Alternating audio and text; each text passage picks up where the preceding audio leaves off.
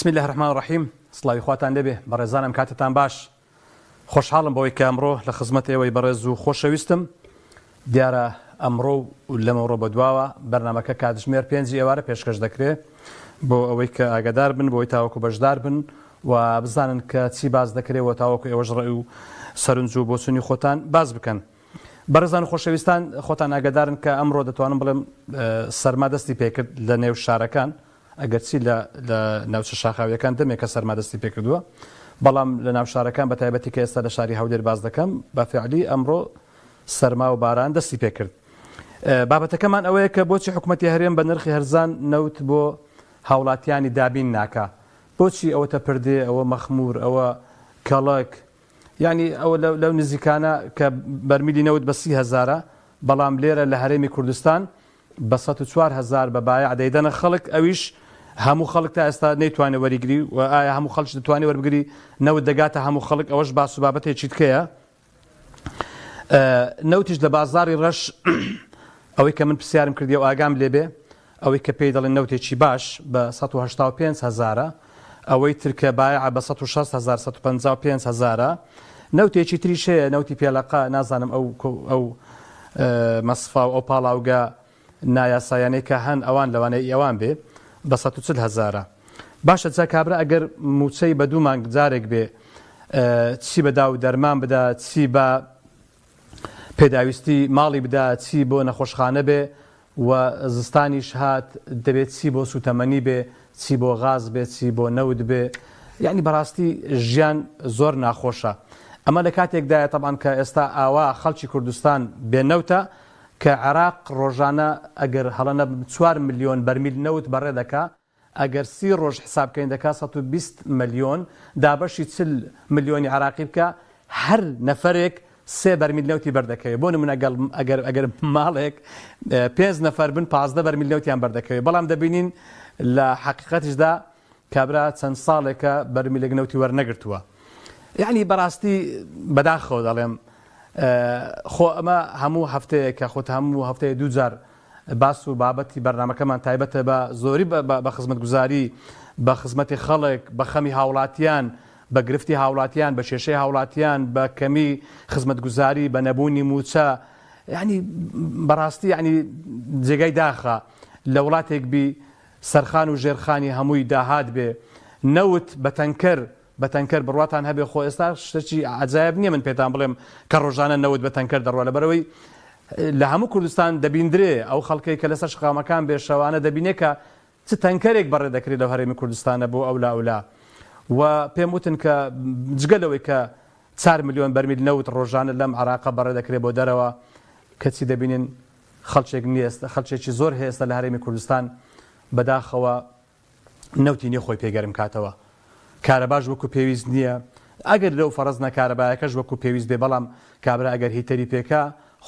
بۆ خۆگەرمکردنەوە سەری مانگ دەبێت پارەیەکی باش بژمێری، ئەو پارەیەشی نییە. ئەدی تەکبیر کارەبای مۆلیدەش بەشی هیتەر و بەشی سۆبەی هیتەر ناکا، سۆبەی کارەبای ناکا، ئەدی حەل. یعنی ئێمە هەر ئاوا دانیشین و هەر ئاوا دەستە و ئەژنە و هەر ئاوا خەم بخۆین و هەر ئاوا بڵێن عێراقێک و هەرێمێکی کوردستانی دەوڵەمەند، بەڵام خەڵکێکی بەڕاستی هەژار، خەڵکێکی بێ خزمەتگوزار. ئایا ماڵی ئەم سەرۆک حیزبانە، ماڵی ئەم دەسەڵاتدارانە، ماڵی ئەم بەرپرسانە، ماڵی ئەم وەزیر و گزیر و ئەم هەموو پەرلەمانتار و بەڕێوەبەر و دار و بەردا، ئایا ئەوانیش وەزعیان ئاوایە؟ ئایا ئەوانیش شوێنی گەرمیان نییە؟ خۆی لە زستانە ئینسان بە حەقیقەت دەبێ شوێنێکی گەرمی هەبێ، خواردنێکی گەرمی هەبێ و گەرمکەرەوەی هەبێ. جا باشە کابرا دەسەڵاتی نەبێ، پارەی نەبێ کە خواردنێکی گەرم و خۆش بخوا و پارەی نەبێ کە نەوت بکڕێ و خۆی پێگەرم کاتەوە، و سەری مانگانیش خەمی ئەوەی بێت چۆن کرێی خانوو بدە.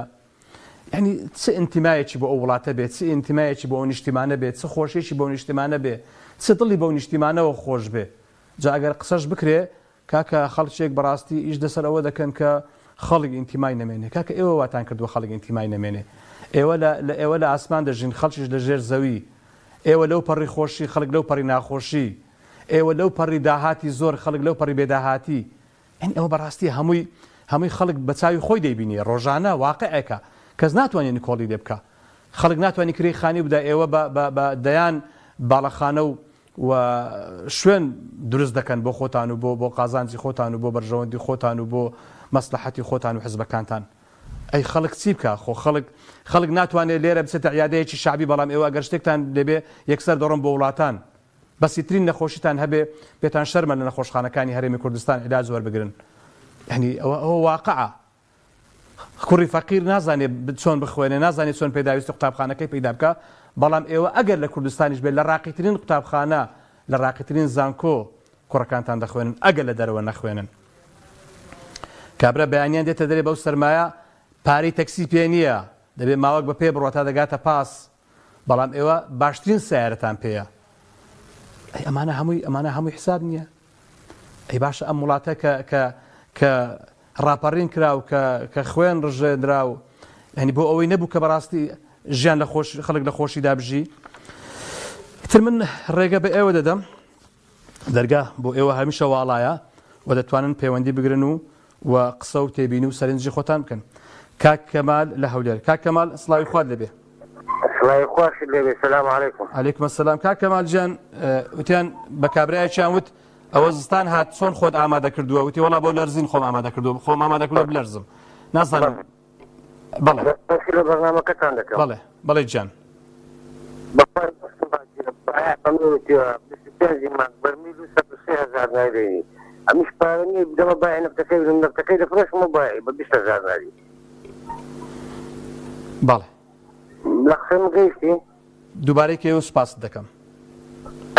يعني باي حسامي تليخ ولا نفسك برميلك بينا لقى 130,000 نادي مش 100 بدم نفسي مجبور مستقيل فلوس ما لا حول ولا قوة إلا بالله. ما قدرت مزيلي كان لكم تقوى حكومتها تصاحش لها أو نفسي باعي نفس فلوس هنا تجارة بنفسي لكن أخره كان جوز عوابها حكومة قديد زمني كردي بي أو أبوها والله خوي بدل صوزي كرد زاني بلام خو لأرض واقع ده تو که خدمت گزاری بد بخل خود نگینی خلق لزستانه نوتی نبی لعوینا کاربای نبی دی و کی خدمت گزاریه إسرائيلية حكومتك الإسرائيلية تمام چند سال نوتی دور نگرتو که کمال بله چند سال نوتی دور نگرتو بله الو چند سال نوتی دور نگرتو الو که کمال هو دنجي نه والله نازم دنجي تو دقات لاي من بله أمريكا چند سال نوتی دور نگرتیا واه ده ئیشاڵە ببین بە دەوڵەت کاتەنەوە دووەردەگرین باشە ئیشاڵە دەستەکانت خۆشکات کەمەل نازانم دەنجی زۆر خراپ دەگاتە لەم بەڵێ یعنی هاوڵاتیەک کە بە زمانی حاڵ دەڵێ پێیان وتومە 103,000 بێنە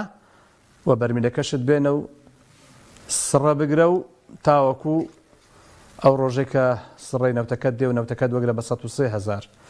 کابراش دەڵێ من پارەی 103,000 میارم نییە لەکوێ بێنم تاوەکو بچم بەرمیل ببەم و 103,000 ببەم و تاوەکو نەوت وەربگرم. ئەوتە پردێش هەمووی 40 کیلۆمەترێک لە هەولێر دوورە بەڵام نەوت بە 30,000 لەوێ بەرمیلی. یعنی کە خەڵک بایعی هەیە مانگانە بەرمیلێک هەتا 30,000 دەدا بەوەی کە بەرمیلێکی بدەنێ. کاک شەماڵ لە چەمچەماڵ. کاک شەماڵ سڵاوی خوارد لێبێ. کاک شەماڵ سڵاوی خوارد لێبێ ئەم کاتت باش. السلام عليكم. وعليكم السلام. ئەگەر دەنج تەلەڤیزۆنەکەت کەسکەی سوپاس دەکەم. کاک شەماڵ چەمچەماڵ لە هاوینە گەرمە نازانم لە زستانیشە ساردا؟ سوپاس بە بەڕێزت.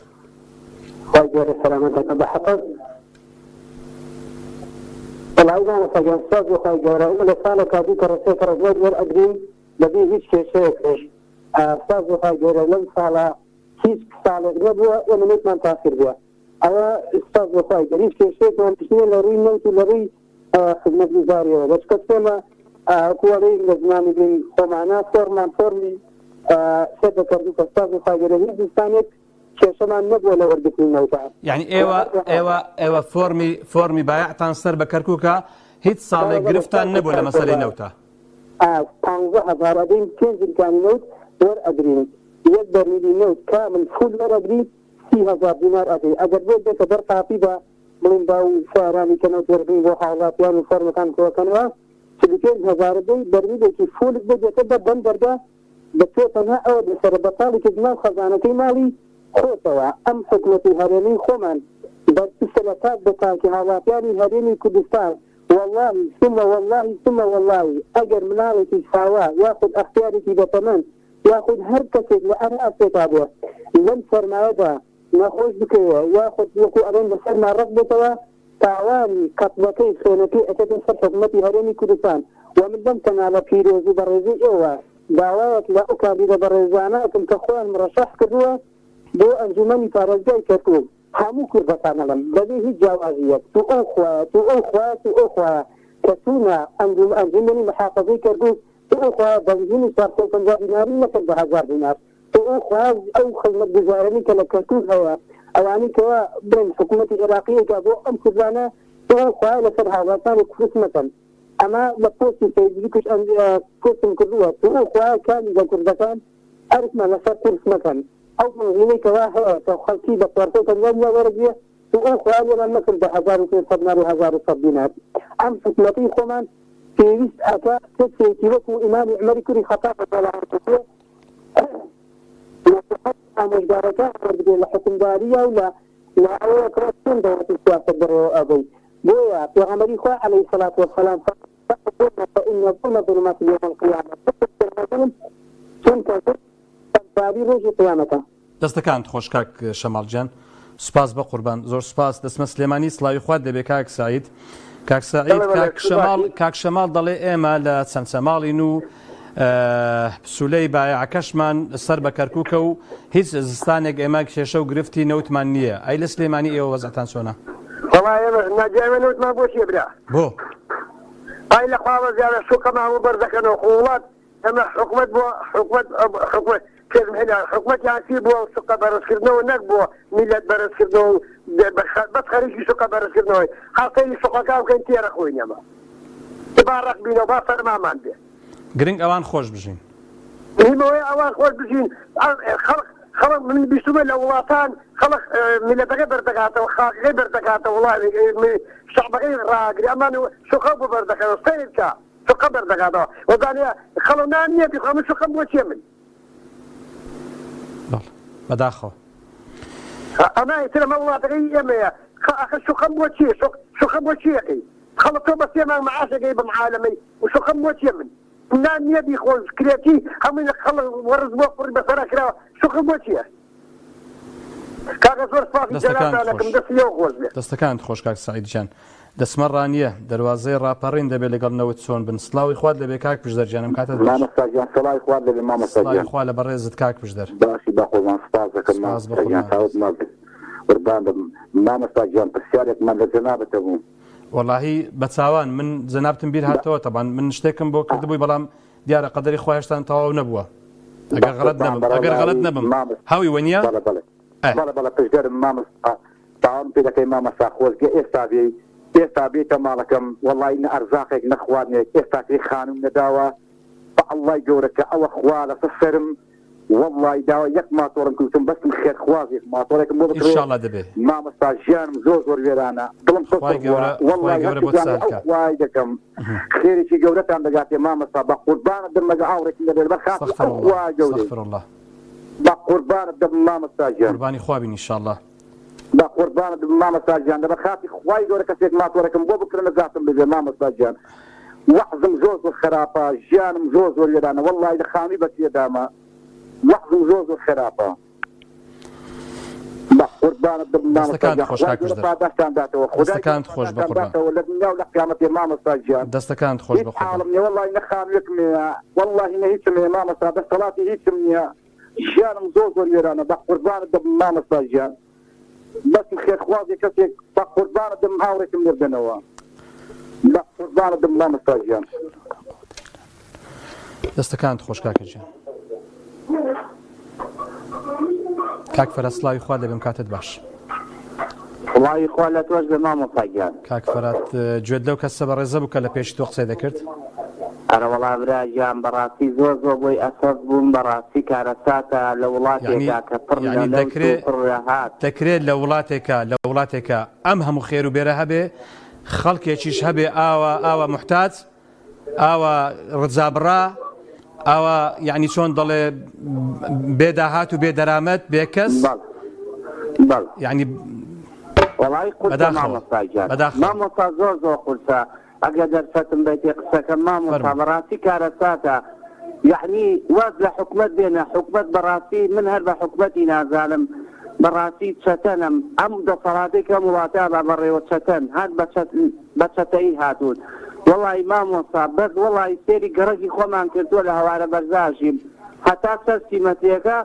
باوەڕکە مامۆستا بڵم لەوەتێ بەس ئەو گەڕەکەمان وازانم 500 تارێتیایان بەراوبەر یعنی کارەساتە خەڵک وەزعی باشە ژیانی باشە هەندێکی چاوی لەو فەقیرانە نییە بەڕاستی قسەیەکی زۆر جوانە کاک فەرهاد کاک فەرهاد یعنی زانی چۆنە برا ئازیزەکەم یعنی ئێستا قسەیەکی زۆر جوانت کرد خەڵک ئەوەی کە دەوڵەمەندە بە حەقی خۆی دەوڵەمەند بووە یاخوا پیرۆزی بێ یاخوا عافیەتی بێ بەڕاستی دەوڵەمەندی کە بە حەقی خۆی دەوڵەمەند بێ ئەوە خۆشەویستە لای خوا و لای خەڵک چکە حتمما ئاگاشی لە خەڵک هەیە بای ئەوە بەڵام یعنی دەسە قسەکەی جەنابەت من بۆکو پێشنیارێکیان دەڵێم کاکە خۆت دوتنی حکومەت ئەوە هیچ ئاگای لە خەڵک نییە بەڕاستی لەبارەی نەوت ئەوە ئێستا دەستی پێ کرد بە 4,000 کاکە هەموو شوێنێک وەری دەگرێت هەموو خەڵکێکیش دەیگاتێ بەڵام بەڕاستی خۆشە هەر یەک لە ئێمە کە بزانین لە دەوروبەری خۆمان هەر یەک لە ئێمە لە دەوروبەری خۆمان لە کۆڵانەکەی خۆمان بزانین کە کەسێک فەقیرە کاکە من جلیکانێک تۆ جلیکانێک ئەو جلیکانێک ها دەبێک ینی بەڕاستی بە 5-6 دەبێک هەر هیچ نەبێ بارسوچێکە ئەنی بەڕاستی خۆ زۆر شتێکی چاکە با ئێمە هاوکاری یەکتر بین با ئێمە بەڕاستی وە بکەین خەمی خەڵک کەم بکەینەوە مامۆستاجان قسەکەی تۆ زۆر تەواو سپاس بۆ خوای گەورە لەخوا بەزیابێ ئەم بەندەی خوایە خۆم ون وەسای هەویرم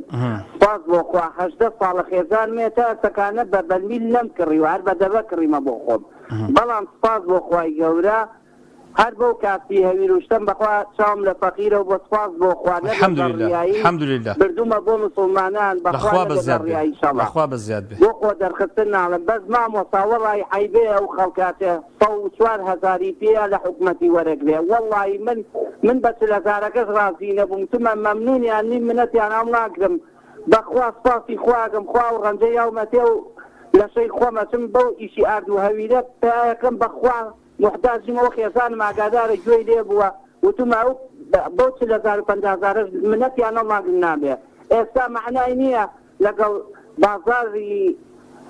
بازارە 40,000 فەرقاتی ئەو خەڵکە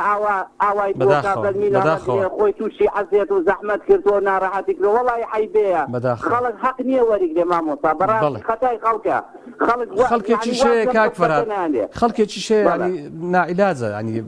دەڵێ هەر هیچ نەبێ دەڵێ هەر هیچ نەبێ کاکە 4,000 و 3,000کە باشترێت لە 160 و 170 قسەکەی تۆ تەواو مامۆستاجان بەس کاکە یەک جار پشکەنە ناو ئەم چەتانە پشتیان تێ بکەن بەخوا گوێیان لێ نییە خەڵک پشتیان تێ ناگا خەڵک با پشتیان تێکا بەعام ئێستا مامۆستایانە سەر جادە معنای هەیە مامۆستا دەست مامۆستایانە سەر جادە ئەی بۆ خەڵکی کە نایەتە سەر جادە ئەی بۆ مۆزەفەکە نایەت ئەی بۆ خەڵکە هەژار و ڕوتەکە نایەتە سەر جادە کاکە مامۆستاش بەتەنیا ناتوانێت خۆ پیشاندانێکات دەسەڵاتێ بڕوخێنێ بەڕاستی دەسەڵات ئەم دەسەڵاتە لە ناوبەرە حەقە هەمووی بەگشتی هەمی خەڵک هەر یەکەو لە ماڵی خۆی بێتە دەروان دەسەڵاتە بگۆڕێ بەڕاستی زۆر سپاس کاک فەرهاد جان دەستەکان خۆش بە قوربان کاتم زۆر پێدای دەستەکان خۆش زۆر سپاس بەڕاستی یعنی ئەگەر حکومەتیش ئاوەڕ لە خەڵک نەداتەوە باو خەڵکە خوا پێداوانە ئەوەی کە من بەڕاستی ئاگادارم کە ساڵانە خەڵکێکی باش ینی الحەمدولله زۆر الحەمدولله خەڵکێک هەیە کە هەر هیچ نەبێ ساڵانە ئیوا هەیە بەرمیلی نەوت بۆ خەڵک دەکڕێ ئیوا هەیە چەندە بەیەک نەوت دەکڕێ هەیە الحەمدولله بەڵام گرنگە بەڕاستی خەڵک ئەوەی کە خوا پێداوە ئاگای لە دەوروبەرەکەی هەبێ ئاگای لە خزم و ناسیا و دراوسەکانی هەبێ زستانە ئەو چەند مانگە یعنی بەخوا پارەکەتان زیاد دەکا کەم ناکە واللهی پێغەمبەری خوا دەفەرمێ عەلەیهی سەلام هیچ کاتێک ماڵ بە سەدەقە کەم ناکە باوکی محەممەد سڵاوی خوارد لێ بێم کاتت باش باشی بە قوربان ئەحواڵ باشە باوکی محەممەد چ دەڵێ سەبارەت بەو سەرماوسۆڵە و بەو بێنەوتیە و تەوەرەکە زۆر جوانە باوکی محەممەد لە ڕانی جەنابەت وڵاو بەڕێزش لە ڕانیە تەلەفۆنی کرد من شتێکم بۆ کردووە ئیشاڵ شاء الله ان شاء الله باشا بقربان بله والله ما مساعد قال مصدري خدمة وزاري وشوا برسي هيز نكرا بورانيش هيز بوراني نكرا على بروي لراني صادق قد هينا خدمة وزاري نزيرا حتى او كهرباء حتى زيرا حرف مستقبل مصاريف وما جيناها اي مسألة نوت كأستا باسبابة كمان والله ما صاباسي نوتي هرمك وصي صالة وتدارك مرد بمعنى ونمعنى الرانية صار ترى لسليماني لهولير بله نزيك ترى لتشيا بله بس بعقل ما مسانا وبفصقين تزاي بفقي شون ذكري زحمة بله ناكر ذكابرات هيز معشغور نبينان هيز والداتي نبين إيج حرنية داري إيج نية بله حمويشة كان مربوط بيكو كذو حتى بلو فرمو لا حمويشة كان لا حتى لا قلم مدن قلم كم بربو بله كاك بله سپاس دكم باوشي محمد يعني ماما ساجان صلاة ورزق خدوان سپاس بقربان دستكان خوش به سپاس دكم كاك لسليماني شي ما نقلا كاك كاروان سلاوي خواد لي بمكاتت باش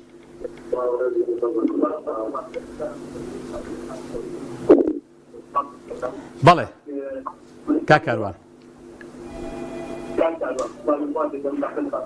خاله زناوی شپێکاگە نەژیان باش سپاس بە قوربان دەستەکانت خۆش بێ کاکاروان دەستخۆشی لە زەناویش دەکەم بۆ بەرنامەیە سپاس دەستەکانت خۆش بێ بەڵێ کاکاروانجان ئەوەری بەرنامەکەت پێم وا بوو لەسەر نەبوو والله طبعا ئێستا ئێمە ها گەیشتینە سەرما بە حەقەت یعنی لەم ڕۆژا دەتوانم بڵێم ئیتی سەرما دەستی پێ کرد توانیت بە ڕوومانێ باسینەوە بکەین ناوەڵا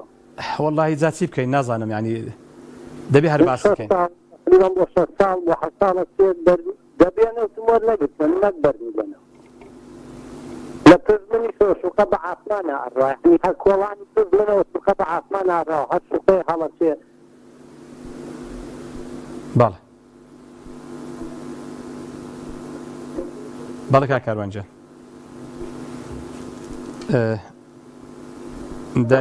دایکی هەنی لە پێنجوێن داوای لەبردنە کاکەڕۆنە کەمپیۆنەکەی پسرا بەڵێ خوشتی من باسی بەڕێزم سپاس بەڕێزی بەڵێ وەڵام یەکسە لەگەڵ کاگەنەوەکە فەرمو خوشتی بەڕێزم فەرمو ڕاستەوە خۆ لەگەڵ منی فەرمو بەڕێزی سپاس خوشتی عزیزم دایکی هەنی پێنجوێن طبعا ماشەڵڵا ساردە بەفری زۆر لێ دەکەوێت نەوتتان چۆن نەوت وەردەگرن نەتاندنێن ناتاندنێ نەوت والله ئێمە زۆر وەکو خەڵکە ساڵانەیەک دەربین ناوەرگرتووە بەڵام خۆشتان ئەزانن هیوادارم کە ئیشەڵڵا دەنگدان کرا تۆڵە بۆ ئەم فەقیر هەزارانم کەنانێ بەڕاستی پێنجم هیچ کاتێ بە یەک دەرمینەوەی ئیدارە ناکە ئەگەر بتەوێ بیستەوە قەناعەتت هەبێت زۆربەی ماڵەکان ناچارن کە زۆپای داریان داناوە یان زۆپای هاز لەبەرەی نەوت بەش ناکە ئەگەر کارەباش ئیشتێکی وەکو هیتەر و ئەوانە تاریکی زۆرت بۆ دێتەوە بێگومان ئەگەر دایکی هەنی ئەگەر ماڵێک بۆ نمونە لە سەرەتای وەرزی سەرما تا کۆتاییەکەی بە نەوت سەرفکە چەند بەرمیلی دێ پێویستە بە تەقریبەنی من خۆم ساڵێک تاقیم کردەوانێت بە هیتەرەوانێ سێ بەرمیلمان سەرف کرد بەڵام بە هیتەرەوە بەڵام ئەگەر تۆ بتەوێ هیتەر ئیش پێ نەکەی بە دنیاییەوە زیاتر سەرفەوێت 3 بەرمیل لەگەڵ هیتەر یعنی ئەگەر هیتەر نەبێ بەلانی کەم 4 تا 5 بەرمیل دەڕوا بە دڵنیاییەوە چوارەکە ئەڕوا یعنی بەردەوام ئەو ماڵە بەردەوام دەبێ ئاگری تیابێ بۆی کە ئەوەندە ساردە دەرەوە بەخوا ئێستەکانێ باشە یعنیەوە خۆتان زانم خوا گەرە ڕەحمی بۆ فەقیر ڕۆژارە کرد چەند ساڵێکە سەرما نەماوە ئەگینا سەرماکەی جاران هەبوایە 5 بەرمیل هیچ نەبوو بۆی دەستەکانت خۆش خوشتی عزیزم زۆر سپاس بەخێر بیتەوە بۆ سەرشاشە و زۆر سپاسان دەکەین کەناڵی پەیام ڕووناکرد و خوان لەگەڵ بەڕێز زۆر سپاس خوشتی عزیزی منی زۆر سپاسان دەکەم بەڕێزی چێمان لەگەڵ بوو باوکی ستایش بەڵێ کاک باوکی ستایش والله من لەسەر دۆخی نووسیتان لەسەر دۆخی خەڵک وەڵا باسی هەموو کێشە و گرفتەکانی خەڵکە لە ناویشیان مەسلەی نەوت کاک باوکی ستایش بەس ئەگەر دەنجی تەلەڤیزیۆنەکەت کەسکەی سوپاست دەکەم گرانە لەبەرەوەی کەس ناتوانێ وەریگرێت. بەڵێ نەوتەدا بە 3,000 هەیەن بۆخوا من کرێچین قەرزارم نەخۆشم پێم نەکڕا وەرەکەم فرۆش بە 20,000. وای نەناوتمێ ئەمجا کرێچین و ئەمجارە هەیەت کەس نییە یارمەتیەکمان بە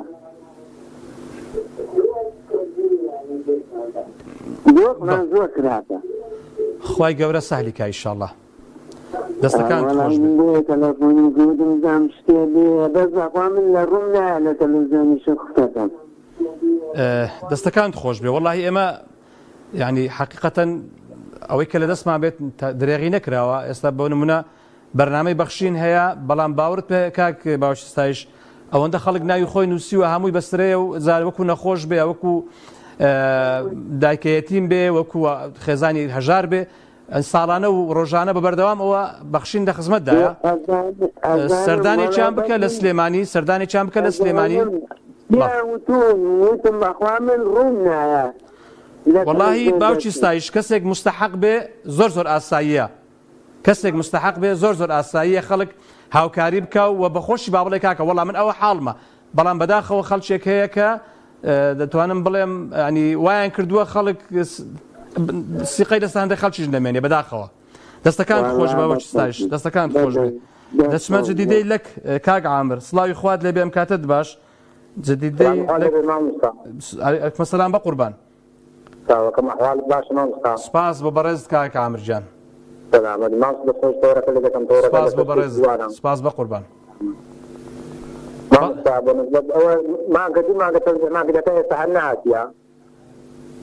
چی نەوت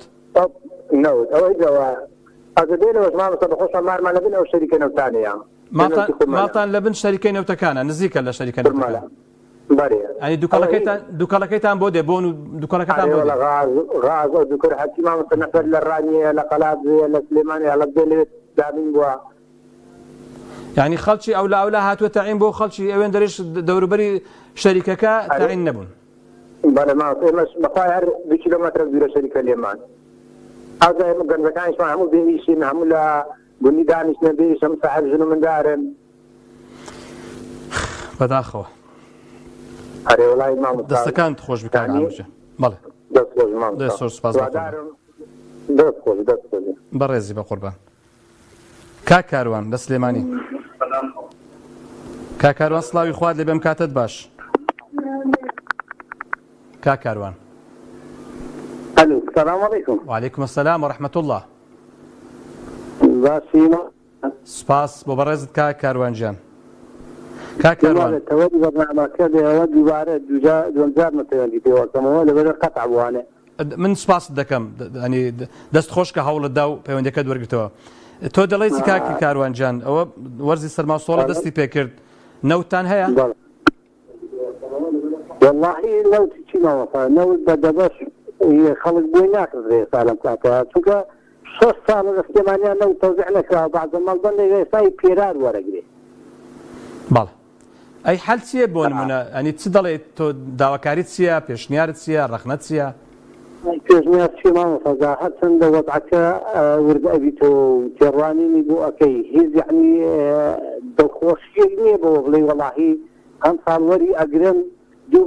بەرمیلێک وەرەگرم یعنی ئێستا من قەناعەتم لە 6 ساڵە بێ وەرە نەگرتم ساڵیش وەری ناگرم تاکید بە یعنی ئەوانەی کە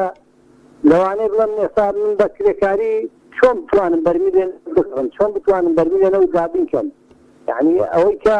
ئەوان بەتەمان لەگەڵ خەڵکا بیکەن و نەوت بدەن بە خەڵک من هەم لە پشت خۆمەوە پرۆژە هەیە یعنی بە ملیارەها دۆلاری بۆ سەرفەکرێ بۆ خەرجەکرێ لەولاشەوە مامۆستا هاوارێکەوە قوتابخانە پەکی کەوتووە پەروەردە پەکی کەوتووە ئێستا خەڵک چۆن ئەتوانێت یعنی ئەمنەوتە بۆ ماڵ و حاڵی خۆی دابین بکات یعنی بە 3,400 ئەمە فرۆشتنەوەیە ئەمە وە نییە بڵێ وەڵا ئەیدین بە خەڵک. دەستەکانت خۆش بێ کاک کاروانجان زۆر سپاس بە قوربان. هەولێر کاگازات سڵاوی خوا دەبێم کاتت باش. باڵێ کاگازات کاگازات دیارە نەوتان زۆرە بۆ قسەی ناکەی کاگازات قسەی بکە برا باشی بە قوربان ساود مازەکەم کە عاجیان باشی سەلامەتی باشی ئامۆزا باشە سەلامەت دیارەێتی باشی الحەمدولله وەزعت کووە وڵی باشین بە سوندی نەفسمان نێگەنە سایمانی لەخوای زۆریان چەند ساڵە نەوتان وەرنەگرتیە ئەدی ئێستا پێیان وتت بەرمروشت بینن بەخوای ئەوڕۆ تەلەفۆنم لۆ بایەکەمان کرد گوتم نەفت دەنگ و باسی نەفتی گوتی ئەو بایەحاتی ئینشاڵڵا 3 ڕۆژکە تا ڕۆژکە بەرمیری بینن بەرمیل و 100,000 110,000 پێمالی 110,000 شتێکی وایە وەڵات 103,500 بە گواستنەوە بۆ 110,000 5,000 دەهینەوە 110,000 ڕێکێتە ینی 110,000 لۆ ئەوڕۆ لۆ فەخیری کابرایەشین برن عملە بێتن یاخود کرێچی بی کرێکارێکە کرێچی بێتن 110,000 دینار لە بۆ زۆر یعنی زۆرە وەڵا حتمما خەڵکێکی زۆر ئەو 103,000 و 110,000شی پێ نادرێ 110,000 ینی حکومەت دەیتوانی بیکرد بە 50,000 بۆ خەرکە باشتر بوو ئێستاکە زۆر کەسێ وەڵی ئەوڕۆ کرد لەکن کابرایەکی لە یەک کابرایەک بووم باسی نەفتی کرا گوتی وەڵی 110,000 لەماریدانی نەفتی پێ وەرگرت یعنی هەندێک کەسێ فەقیر هەیە 110,000 نای لەماریدانی 110,000 نای بداتە نەفت کابرات تەقاعودە با ئەو پەڕی 300,000 هەبی باش ئەو 300,000 بە 56 ڕۆژی وەریدەگری یعنی چی لێ بکە بە چی بدا بە داو دەرمانی بدا بە خواردنی بدا بە داویستی تکەی بدا بە ناوتی بدا هەر بخۆی راگەڕا لە حەق ئەگە حەق باە ئەو مەسپارێ ئەو نەفتی ئەو زار هەنا باە وەرگیرابێ لەبەر خەڵک معاشی وەرنەگیتە کەس پارەی لەبەر چی نییە نابایە پارە وەربگیرێت ئەسڵا نابایە 100,000 هەر وەربگیراوە خەڵک معاشی وەرنەگیتەوە چەند مانگە کەم ساکە چەند مانگ معاش وەرنەگیراوە ئەوە ئێستا 3 مانگە یەک معاش وەرگیرایە کابرا 110,000 لە چی بینیت مثلا کابرایەک شۆسە بیت لە بازاڕی شۆسە بی یانەکە مەسەلەن مۆزەفێک مامۆستایەک لەوانەیە بەخوای 100,000 لەماریدانی باش دەستەکانت خۆشکاگازات سوپاس دەکەم کەم ئەندامەی 150,000 وەردەگری ئەدی ئەو دەبیچی لە پارەکەی بکە دەستەکانت خۆشکاگازات زۆر سوپاس دەکەم دەسمە سلێمانی کاک سێبەر سڵاوی خوات لێبێم کاتت باش مەرحەبا بە قوربان مەرحەبا جانەکەم سپاس بۆ بەڕێزت چی حکوومەتی هەرێم بەدەم ئیتیازانەوە بۆ هاوڵەکاندا بیر ناکە بۆچی کاکە ئێمە حکوومەتوانێ بە قوربان وەڵی کۆمەڵێک زووجەزێ هەر کەس بۆ خۆیەتی من یەک قسەیەکە چەند بەس خوا پێت ناخۆش نەبێ ئێمە هەموو ئیسلامی بەس ناوی خەڵک مێنە ناوی خەڵک مێنە کاکە خۆ ناوی خەڵک نێنم خۆ ئازانی چی هەرە و خەڵکەیەوەی لێ ئێمە کردووە ئەبێ ئێمە حەق بین ئەبێ ئێمە عەدالەت بین ئەبێ ئیسلامی یعنی چی هەلو بەڵێ گوێمێتە ئیسلامی یعنی چی یعنی هێنانی عەدالەتی خوا بۆ سەر زەوی جێبەجێکردنی عەدالەتی خوا لەناو کۆمەلگایە بە تایبەتی ناو کۆمەلگای ئیسلام ئێمە هەر هەمومان ئەڵێن وا کەچی خۆمان شەریکی ئەزانی چۆنە کاک سێبەرجان عەدالەت بە من و تۆ ئەگەر بشکرێت لە ئیتارێکی کەم بچووک بەڵام دوزار عەدالەت بە حکوومەت دەکرێت حکوومەتە دەبێ عەدالەت بکات تاوەکو بەردەوام بێت تاوەکو خەڵک خۆشبەخت بێ عەدالەت ینی ئەزانیی کاکەجان خۆی هەر ئەو حکوومەتە ئەزانی میلەت دەتوانێت بیر ڕوخێنێ و دادوەری بێنێ ئێمە میلەتی شەڕ حیزبانەی لەو میلەتەر پێکاتون 50 حیزبیکایە هەچ کەس بۆ خۆیەتی دەبا 4 ئارپێچی 10 ئارپێچی لەناو هەولێرە بتەقێ تێگەی با 100 کەس بکوژرێ ئەو دەستی دایارانە تێگەی یا عەدالەتە بنیا ئەڕۆن بابەجان وەڵای ئەمە ژیان نییە بە قورعان دوێنێ 180,000 داوەتە بەرمیلێک نەوت بۆ بێوەژنێک 4 مناڵ و خۆی کاکەوا من بەرمیلێ نەوتم کردی ئەی شیری مناڵ بەچی بکڕێ دەستەکان و چای و برج خدە کاکە ئامانە بیر ناکەنەوە تۆ سەیری مناڵەکانی نێچیر بەرزانیت کردووە هەرێکی چەند عەدەد مەسینە کەوتۆتە دوای کاکە هەیدا ئەشهەدو ئەن لا ئیلاهە ئیللا الله والله بالله وتەڵای ئینسان هەرەوە تا يعني انتحار ناکە ژیان چۆن وارڕوە هەچ کەس بۆ خۆیەتی پارتی خدا ڕەحمکە ئیشاڵا باش دەبێ دەستەکان خۆش دەستەکان خۆش کاکسێ بەرزۆر سوپاس بەڕێزان و خۆشەویستان من دیارە ئاماژەم بۆ دەکەن بەڕێزان لە کۆنتترۆل دەرن کاتت تەواو بوو سوپاس بۆ پەیوەندەکانتان سوپاس بۆ سەرنج و ڕاو بۆ چوونەکانتان دەستان خۆش بێ داوای لێبردنم هەیە لەو بەڕێزانێک کە نەیانتوانی پەیوەندەکانیان وەرگرن تا حەڵقەیەشتر تا بەرنامەیەشتر بەخواتان دەسپێرم و خواتان لەگەڵ